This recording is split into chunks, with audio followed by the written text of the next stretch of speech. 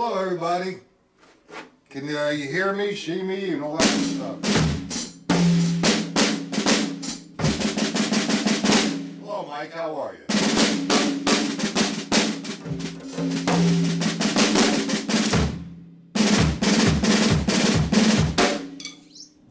Any questions about this afternoon's lesson, Mike?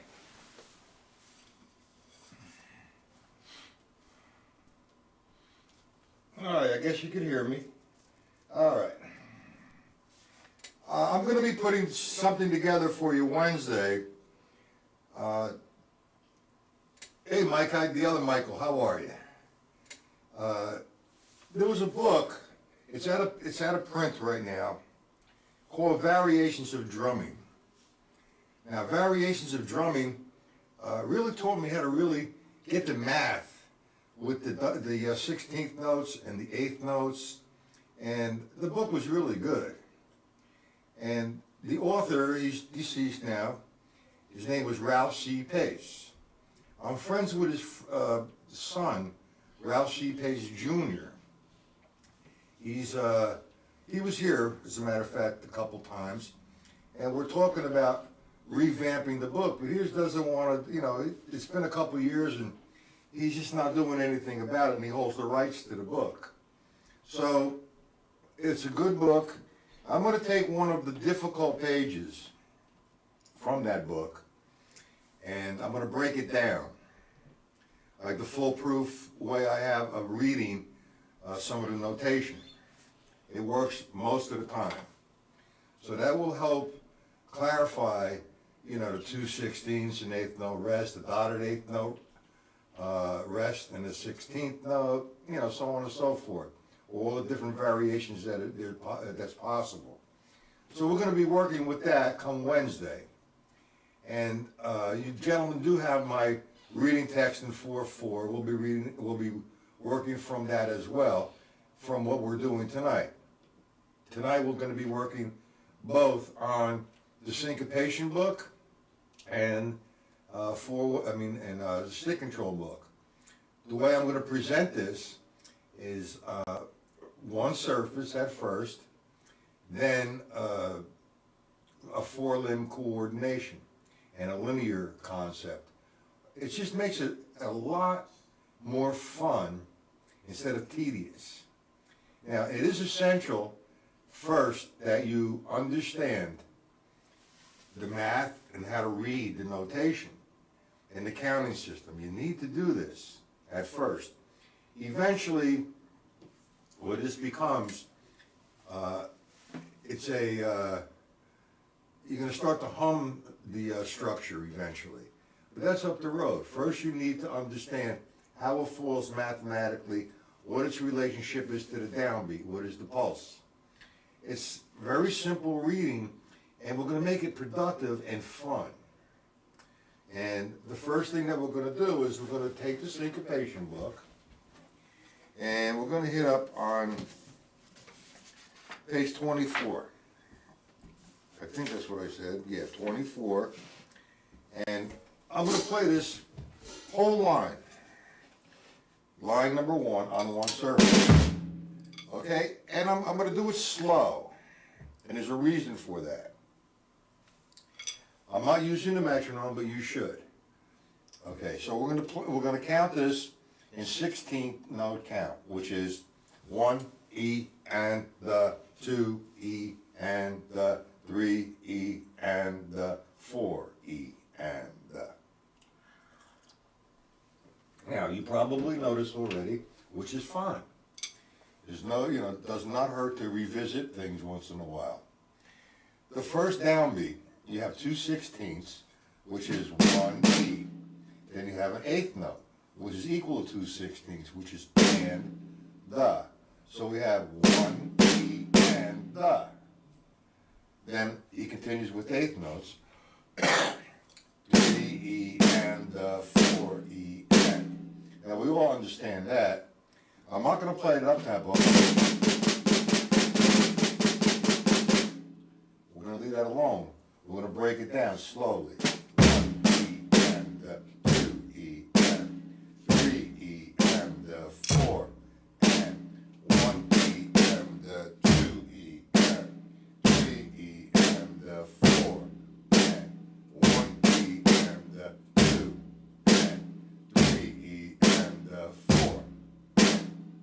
Now, you need to understand it there, and you need to work with a metronome. Now, what I like to do, and like I said, this afternoon, you go take drum lessons when you're 14, 15, or whenever you started, and you start out of the Buddy Rich book, the Haskell Harr book, whatever book it might have been. And you take it from cover to cover, and after you complete that, then you say, okay, next book. I think that's pretty shallow. See, like the syncopation book is an iconic book in the drum community, as like is the stick control book. Every drummer should have a stick control book and a syncopation book, period. Now, what I like to do is to be creative and make reading a lot more fun and a little bit more challenging and worth working with coordination.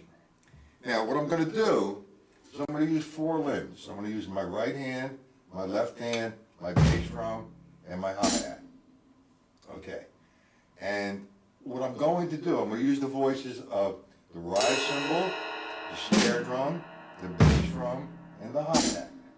Now, I'm going to play quarter notes in unison, or layered, or harmonically, and I'm not going to overpower anything. I'm going to blend in the ride cymbal, the snare drum, the bass drum, and the hi-hat, and make it as musical and soft as possible. 1 E and 2 E and 3 E and 4 E and. So I'm playing quarter notes now, constant. All right? And notice how I blend the bass drum in. It's there. It's not pounding. And the ride cymbal and bass drum sound musical with the snare drum and the hi-hat. Again, a few times. 1 E and 2 E and 3 E and 4 E and 1 E and 2 E and 3 E and 4. Now, I'll keep doing that. I locked myself in with those 4 voices. And eventually you could orchestrate this into whatever you'd like, and I'll show you in a second. Who's that? Max. Mark, how you doing?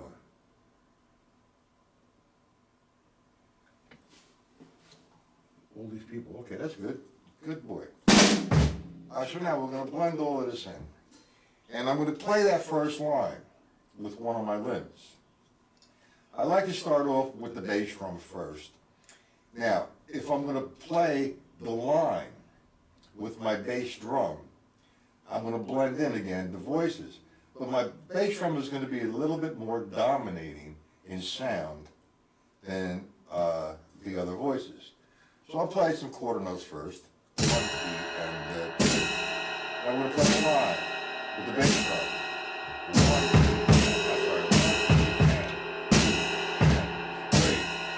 Again, not a mistake. 2 and 3 and 4 and 1 E and 2 and 3 and 4 and a little bit. It's a lot more fun. It sounds more productive. I'm controlling my bass drum and my other limbs. I'm playing against the limbs, so I developed that coordination. Okay, now that was the first line. I'm going to make play the the quarter notes again, and this time I'm going to make my right hand play the melody or the line. Now, this is a stepping stone or building up to the new breed. Okay, here we go. 1 E and my right hand's gonna play my cymbal. I'll play the melody cymbal. 1 E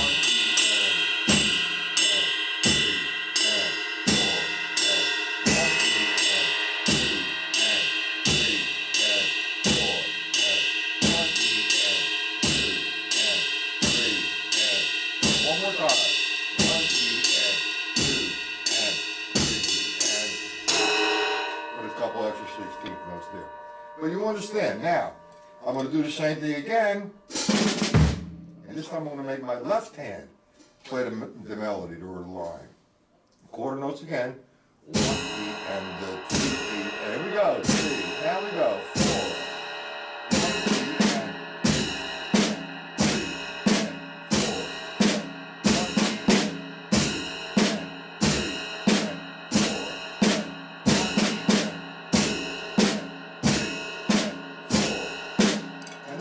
to keep the other voices behind, not behind, but in volume in the background and playing the melodic structure or the line with every hand I selected or voice that limb that I selected. Now the next one is really the tough one because you don't really use your left foot as you should. Most guys play like they play the jazz. 1, 2, 3, 4. So we're going to start working that left foot as we do the right foot. And as I said this afternoon, you could have a choice here. You could play between, if you have double beaters or double bass drums, you could play with the left bass drum, or you could play with the hi-hat. You have to remember though, if you're playing with the double beaters, your left bass drum has a rebound off the head, whereas when I play the hi-hat, there is no rebound. Unless I make this. That's just a different method. So when I play the hi-hat, in this particular case, I play heel down and my sole of my foot, the bottom of my foot is flat on the board. And I'm developing my shin muscle. If I'm playing up tempo, I'll lift my heel up and play with my toe. And that's a different muscle that's developing. That's from the calf. I mean the thigh.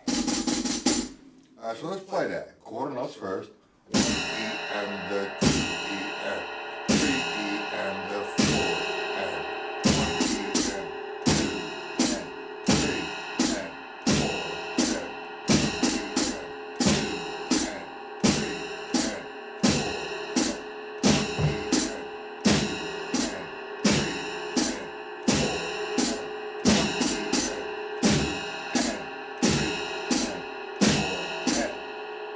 Now, I've taken each limb, I played the line with the bass drum, the right hand, the left hand, and the left foot. And I take each one separately like I did.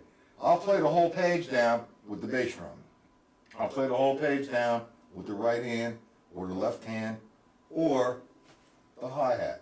Now, once you feel comfortable, once you feel good with this, it's a 4-measure increment on the page. You're using 4 limbs. So I play 4 quarter notes like this, and make the first measure my bass drum, the second measure my right cymbal.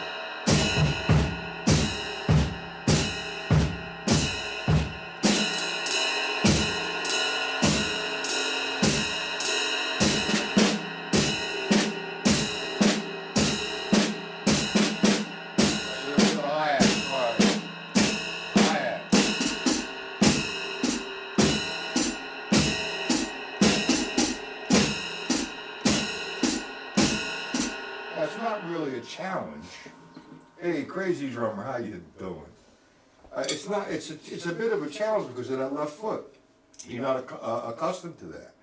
So what you want to do, whatever you have, the 4 limbs that you're using there, the bass drum, the voice that you're using, the left foot is, if it's the weakest, spend the most time with that. Okay? It's like when we did the Shafee patterns last time. We played the 8th notes, the ands on the right side. 1, 2, well, look at the bass drum, not the hi-hat. It's on the down beat.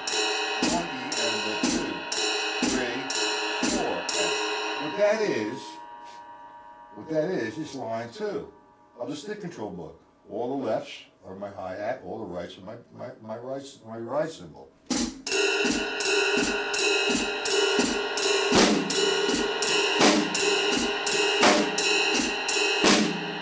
You can play that and play the line down with the bass drum, or whatever you want, however you want to coordinate it.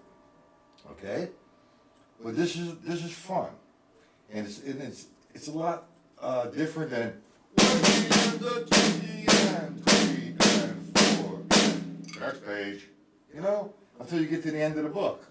Then you start the next book, and that's pretty shallow, I think. The book offers a tremendous amount of musicianship. musicality, being creative, and that's the job of a teacher, in my opinion, is to stimulate the student, is to stimulate his creativity, and make drumming and practicing, I mean, not repetitious and boring, but yeah, repetitious and fun. It's simple. Do we agree with that or no?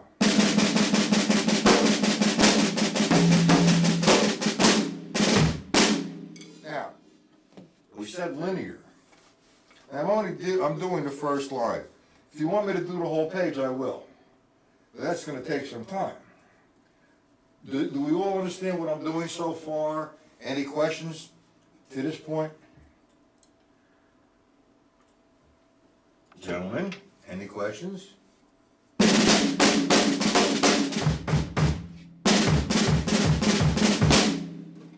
You understand it, Mike? Okay, Michael, Mr. Crazy Drummer, and Mark.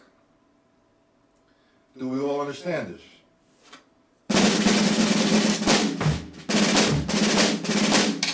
Okay. No response. Okay. All right, linear. Let's talk about how we're going to kind of come up with some linear concept with the page. Now, linear is a straight line of rhythm. If I play 16th notes, alternating the strokes, like line 1 of the stick control book, as a matter of fact, from 1 through 72 in the stick control book is linear.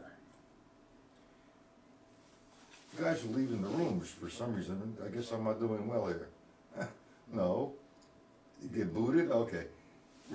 Reload your computer if that's the problem. Okay. Now, if I take linear, using the stick, say alternate 1 E and 2 E and 3 E and 4 E and I just played one measure of 16th notes, a linear line. I locked myself into one voice, but I could take the 16th notes and play any voice that I choose. Let me see what happened here. Hold on.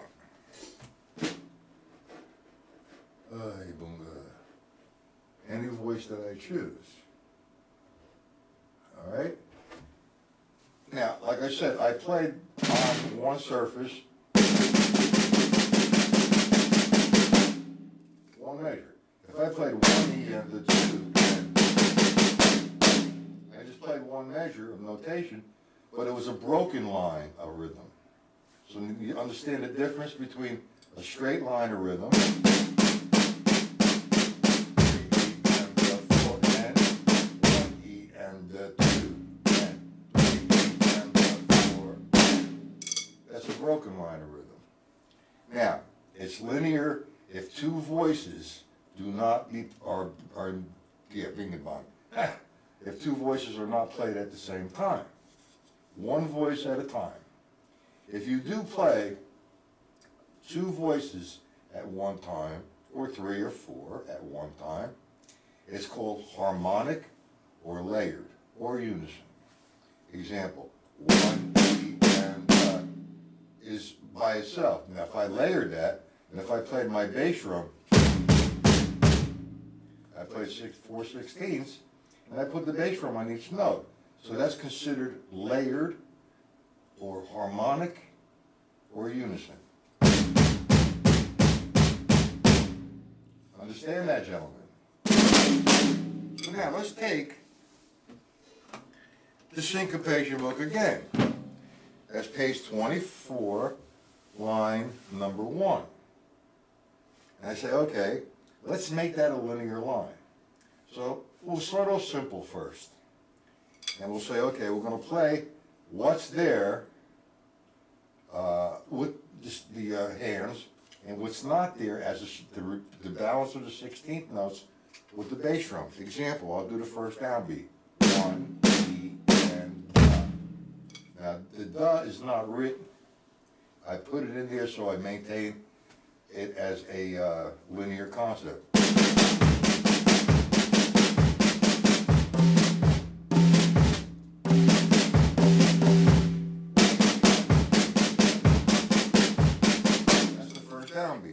Now you look at the next 2 and 3 and 4 and, you'd have 2 E and 3 E. Excuse me. So I made that linear. So I have 1 E and 2 E and 3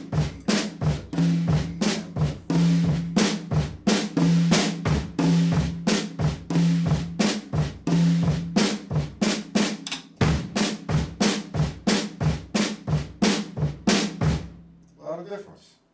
Now the book becomes something that you really start to use and develop. You could use, 1 and 2 and 3 and 4. That's the mechanics, that's the reading. But if you're going to play as a linear concept,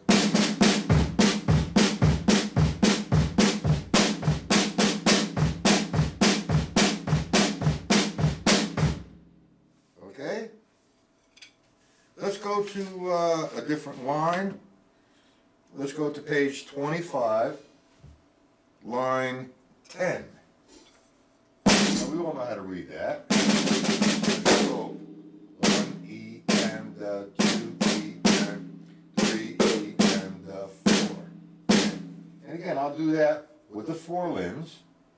All right, either I'm going to say, okay, bass drum, you're playing the line. Okay, right hand, you're playing the line. Or whatever voice I select. Well, let's take it now as a linear concept. You have written in front of you 1 E and 2 E and 3 E and 4. Now we're going to fill in the blanks, the remainder of the 16ths. First down be 2/8 notes, but now we're going to play the E da with the bass drum. 1 E and then 2 E and different thing. Now, like I said, I'm locking myself in to the 2 voices. So I could play, I have 2/8 notes, 1 E and 2 E, becomes something entirely different. Same figure, same concept, same approach, but I'm switching the voices. There is no right, there is no wrong, as long as you maintain that rule.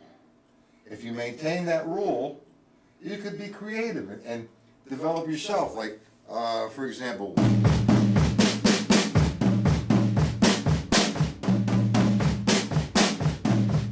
so on and so forth. I'm playing what I want to play, but I'm playing the line with that approach, with that concept.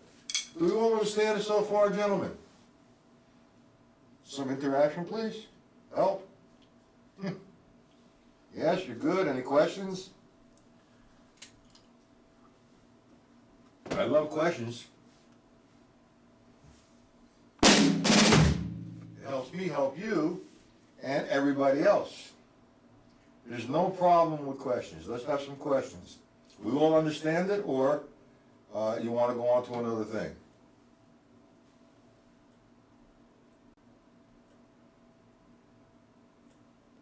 Okay. All right. Good. Yeah, it's an interesting concept. It's, you know, no disrespect to anybody. Some of the things that are out there in the books, and the concepts and the approaches are great, but some it don't work for me. You know, if I'm playing 8th notes, 1 and 2 and I can't, I'm sorry. Hold on. This old age shit sucks. It really does. I'm playing 8th notes. The way I normally count that, if I'm counting, is 1 and 2 and 3 and 4 and... Now, I can count that as this. 1, 2, 3, 4, 5, 6, 7. And that don't really work for me because I don't know where I'm at inside of the measure, unless my whole approach changes. And that's where this concept, 1, 2, 1, 2, 1, 2, 1, 2, 1, 2, 1, 2. I don't know how many notes I played as a linear concept. 1, 2, 3. All right, 1, 2, 3, 1, 2, 1, 2, 3. That was 8 beats, eight sounds, which is this: 1, 2, 3, 4, 5, 6, 7, 8. 1, 2, 3, 4, 5, 6, 7. doesn't work for me. Oh. Okay. Again, no questions, everything's fine. I'm gonna approach one more thing with the reading. I mean, we all know how to read up to that page, and then some, I hope. Like I said, what I'm gonna put together, and I'm gonna send the PDFs before Wednesday's lesson.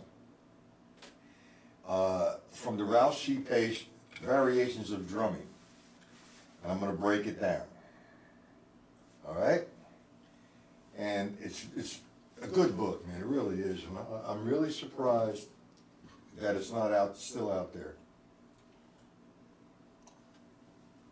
I see him on vacation all the time as opposed to putting something together for the drum community. But that's okay. If he doesn't go with it, I'm gonna do it myself, and I'm gonna take it in another direction, in another approach, and I'm gonna put it out there. All right, gentlemen? So, now, the next thing I'd like to do, and it's a lot of fun. If I'm playing, we talked about the vamping with the stick control book. We did the 8th note vamp, and we did the triplet vamp. 1, 2, 3, 4. Let's do the 16th note vamp. 1, 2, 3, 4. No accents, no sound. 3, 4. 1, 2. Now I'm gonna go back to, where's that page? Right. Let's go back to page 24, line number 1. What I'm gonna do, there's a couple variations. Let's do the simple one first. I'm gonna play 16th notes with my left hand constant. My bass drum is gonna be played 1, 2, 3, 4, and I like to play my hi-hat heel toe 2 and 4.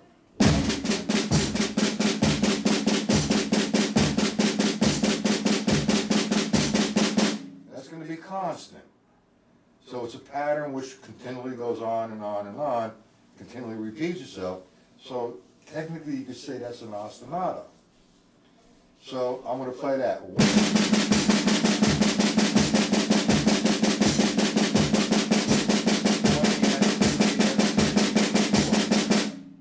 And I say, okay. I look at line number 1 of the syncopation book. I'm going to play what's there now with my right hand on the floor.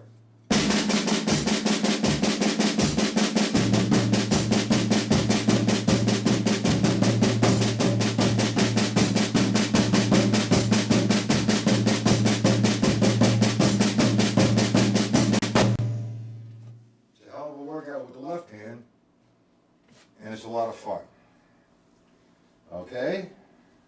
Now we could do all 2, 3 pages of that with the left hand.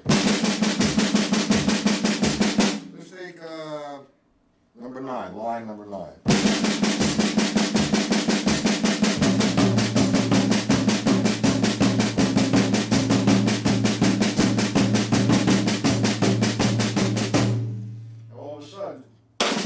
Syncopation book, it's become something entirely different for you gentlemen. I took line 9 and taught you that's a reading exercise. 1 E and 2 E and 3 E and 4 E. It's not boring, it's essential, but that doesn't mean that's where it stays. You need to be creative.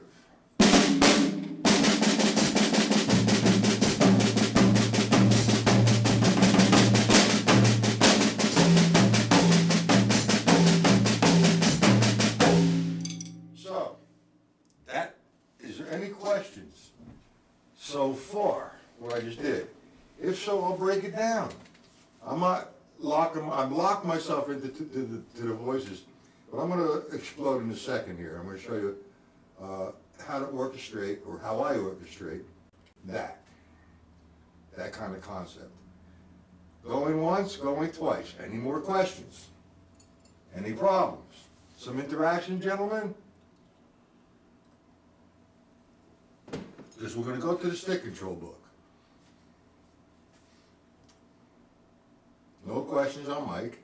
Michael, Mark, or whoever else is here.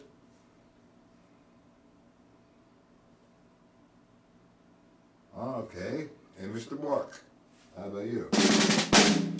Now, what I have in front of me here is the stick control of page 5. I laminated the sheet because I use it so often. Can we see that, gentlemen? You know, go to the Staples or some stationery store, get page 5 copied and laminated. All right, so now we're going to take the stick control book. All right, and we're going to interpret stick control book instead of 1 and 2 and 3 and 4 and as 1 and 2 and 4 and now we're going to eliminate the lefts and we're going to play all the rights on the floor tom-tom. So that's going to give me 1 E and the 2 E and the 3 E and the 4 E and the. I do the same thing with line 2. But this time now, the right moves over to the E's and the does. 1 E and the 2 E and 3 E and the 4 E and the. We're going to play the 16ths on the snare like we did the ostinato. The bass drum 1, 2, 3, 4. Hi-hat 2 and 4. I'm going to play line 1 and line 2 back and forth.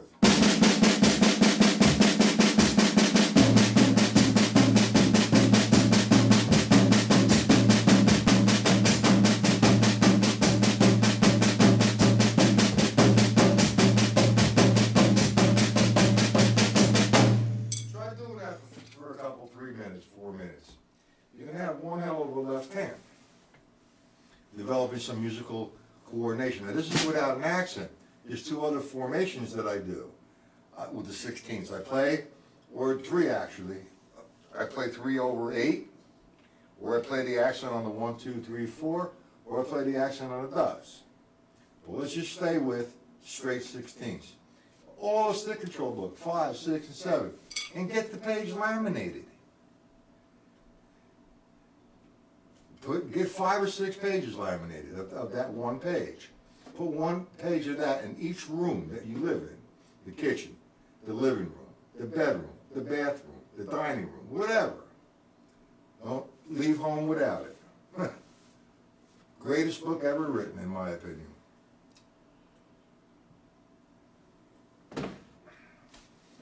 I would really appreciate some questions, unless you're getting the explanation correct. You should come up with your own kind of exercises that this should open up a lot of doors. Okay. See, this is being recorded, and what happens with this, you know, people look at the video and they try to get as much as they possibly could, but when I'm interacting with the people that are in the chat, I need to speak out loud the question. So there is no questions. All I'm getting is interesting, yes, great concept, great explanation. Let's go further than that. Okay. Well, you know, it's like this. When you say you never knew that the book could be interpreted that way, you know, there's thousands, and I mean literally thousands of different ways to do the stick control book. Those page 5, 6, and 7, plus the syncopation book. You know, once you find an instructor, and he's just telling you, he plays the page, say 19, and he goes, all right, next week we're going on to 20. And then you go to the end of the book, and then he closes the book, and he gives you another book. That, to me, I think is pretty shallow. You need to be creative. I mean, I could stay on the stick control book forever.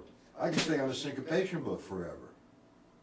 And I could show you the relationship, and you're going to see it eventually, of the stick control book and the syncopation book, parts of it. All right? And when I break down the reading, that's how I do a foolproof, a full, F-O-O-L, proof, interpretation of how to read. Yeah, well, there's so much to the book, it's ridiculous. You know, for example, when you go to school, you know, high school or college or whatever it might be, and I used to hate English in high school because I really didn't get along with my teacher. But, you know, you have 20 kids, 30 kids in the class, and he assigns you to read a novel. He assigns everybody to read the same novel and have a discussion in class about the novel. Now, you might interpret the novel one way, somebody else is interpreting it in a different way, and 25 different interpretations, but it's basically saying the same thing. That's what these books are about. They're mechanically saying, this is a quarter note, this is 2/8 notes, this is 3/16, so on and so forth. But now what you do with that is your development, your road to becoming an artist. And your interpretation, be creative, orchestrate these things. Have fun, man. It's like, you know, there's no one way to do something. There's no right, there is no wrong. There's you know, if you're gonna, for example, when I teach the level system, well, this is what occurs. You can't prevent what occurs, as you can't say that's right or wrong. If you prevent what's natural, then I really feel, no, you're not gonna go forward, you're gonna prevent yourself from developing. So there, you know, there's no right or wrong, but, you know, if you wanna make a stroke like this, or you wanna go like that, and keep your hands stiff, there is no wrong with that. However, there's some things that you have to understand. You do a full stroke, the stick is naturally coming back. You hold the stick down, it's a controlled stroke, yes, but if you hold the stick tight and squeeze it, well, now you're developing some bad habits here. You're preventing a lot of different things happening. The sound going out, the vibration of the stick going up your arm. You know, you're gonna create some physical problems and distorting the sound of your drum. Like the snare drum, you can get so many different sounds out of it. If I take off the ring,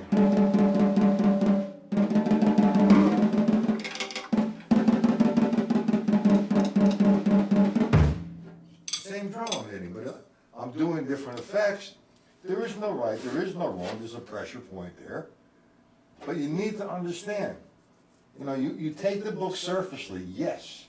You understand the math, a quarter note, the 2/8 notes, the 4/16, or the variations of.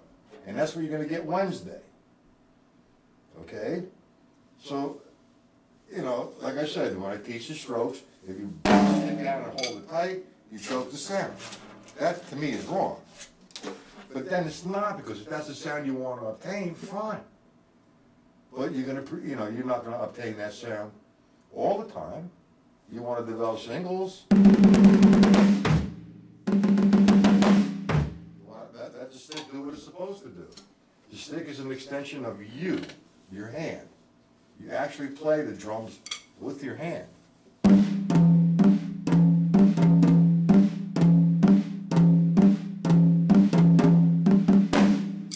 Okay. Any questions, gentlemen? Any suggestions that you'd like to work on before I close up?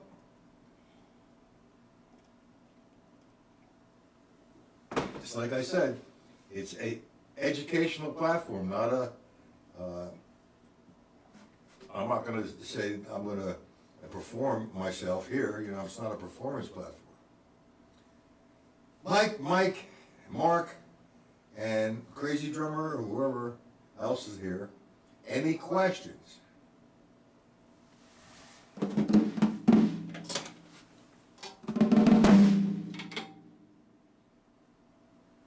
Double strokes.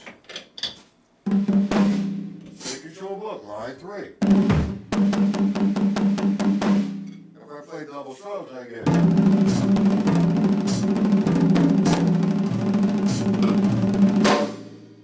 But before I could take it there and have need to get it on one surface. How I think stroke and rebound.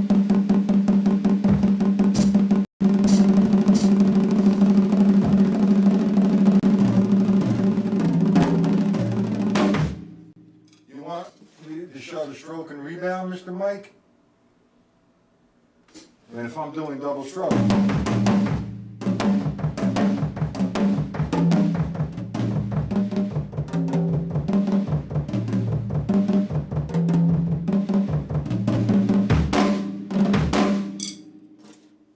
Possibilities are unlimited.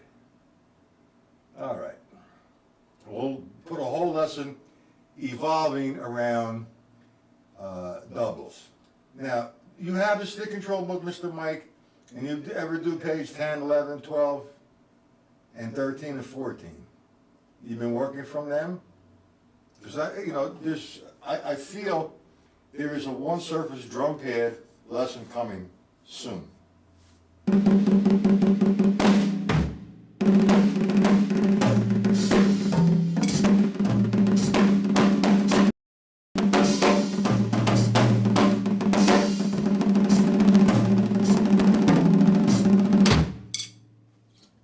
My friend Nick Stefano, unbelievable guy, big guy, one of the nicest guys I know. He went for a contest, which I really don't agree with, but the world's fastest drummer, he came out second, he missed it by a few strokes. But this guy is incredible with his chops. And him and I are gonna do, when he gets time, probably in the fall, we're going to do a lesson with his singles, how he developed them, and how I held his hand and took him to where he is today. The man is unbelievably fast. Now, that doesn't mean anything to me, but to him it's the world, and he wanted to win the contest, and he's going to win it next time. He really is. And then I have my other two friends, John Berger and Carl Latham. They're going to be doing a show with me as well about the Gary Chester new breed. And then as soon as Bruce Becker, great teacher, man, great teacher. He's going to, when he comes to the East Coast, which is going to be soon, he's going to hang out here for an hour or two or three, and we're going to do a whole live broadcast for that length of time. And we're going to compare concepts and approaches. Now, he studied with Freddie Gruber, whereas I studied with Joe Morello. And a lot of guys studied with Joe Morello, and a lot of guys studied with Freddie Gruber, and a lot of guys studied with both of them. So we're going to have a whole lot of fun.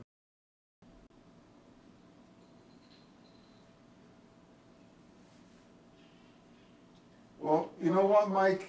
You made a statement here. I'm not I guess a normal person. I guess I am. This is normal for me. I love to practice and play. I'll practice 3 hours, 4 hours, and play another 2 or 3 or 4 every day. Hey, Bruce, how you doing, man? You just get here. I'm about to close up. The lessons, hey, Bruce, the lessons are 1 p.m. and 8:30 p.m. Eastern Standard Time, Monday and Wednesday. You just got it. I apologize, because I'm going to lock it up in about 2 or 3 minutes. And we had some, really nice things that we went over today. I thought it was a very productive lesson. Oh, well, you got to do your job. How about in the afternoon, 1 p.m.? Can you get on? I do my next lesson here. I'm going to do it on YouTube this week at 1 p.m. I know Mike and Crazy Drummer and Mark are stalking me with this. That's great. What is this? I don't need all these pop-up shit. Wait, hold on.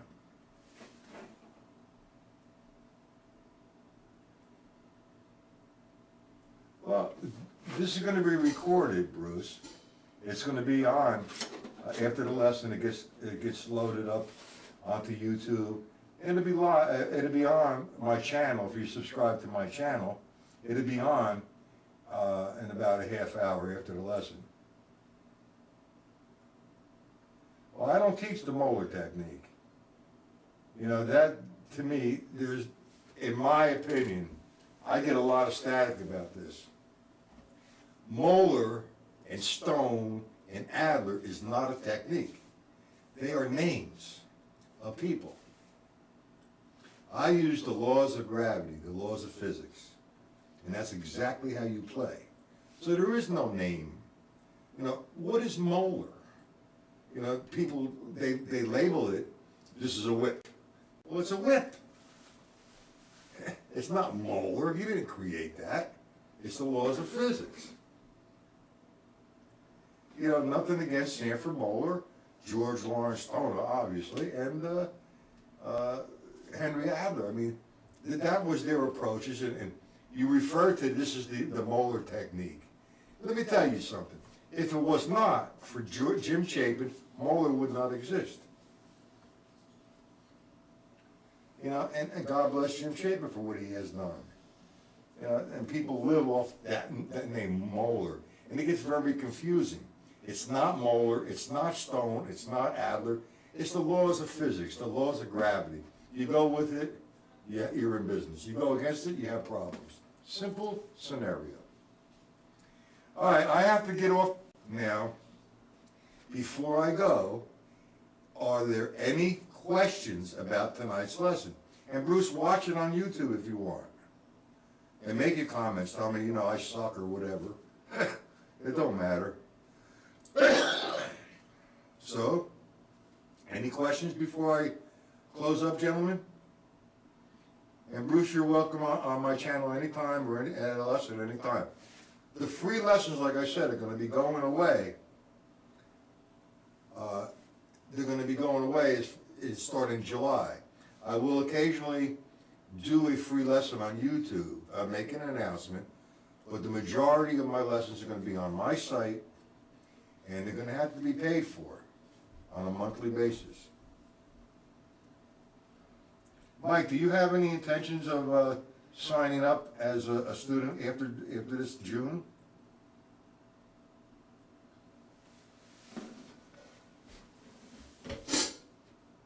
All right, Michael Lewis. Any problems? Mark, Crazy Drummer.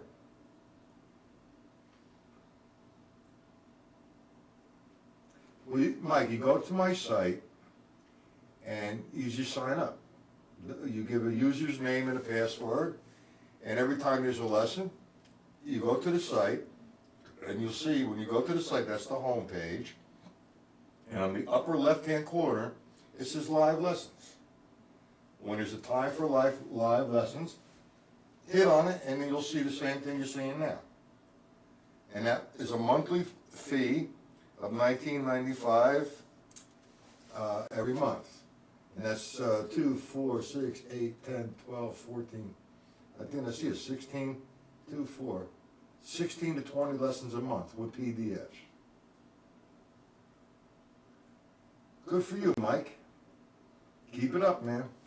And I do offer, I think in the fall again, I'm not going to do anything in the summer, I'm just, I got so much to do and so much catching up to do that in the fall, sometime in September or probably October, I do a mini camp, a 3-day mini camp on a Friday, Saturday, and Sunday, or whatever, 3 days or 4 days.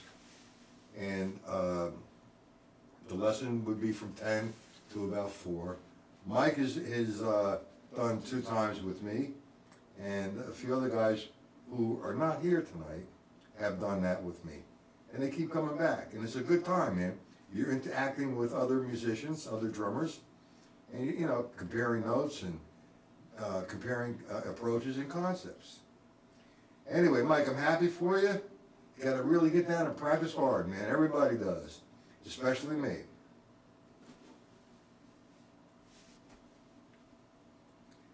All right, gentlemen.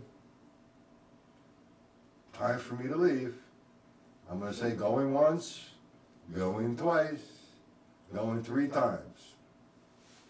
Any questions?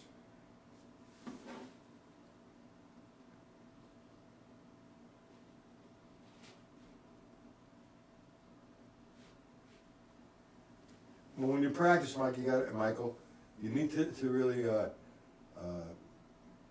be productive and sit down and say, I'm focusing in on one thing. You're welcome, Mike. You too, Michael and Mike. Bruce and Mark and Crazy Drummer and whoever else is in here, all these people. That's a good thing. Just sign it, subscribe to my channel and you'll be notified. Get on my mailing list. Hey Bruce, are you on my mailing list? Let me give you my email.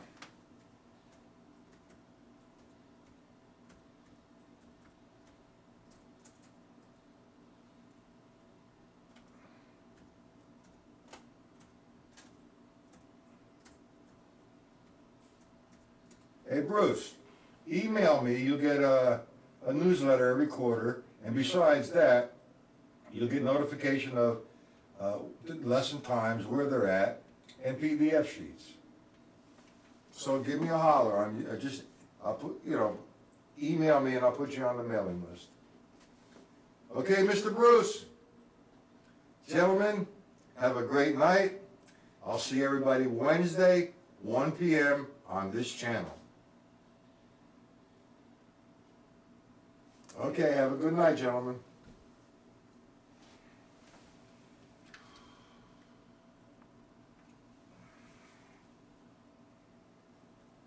Good night, Michael.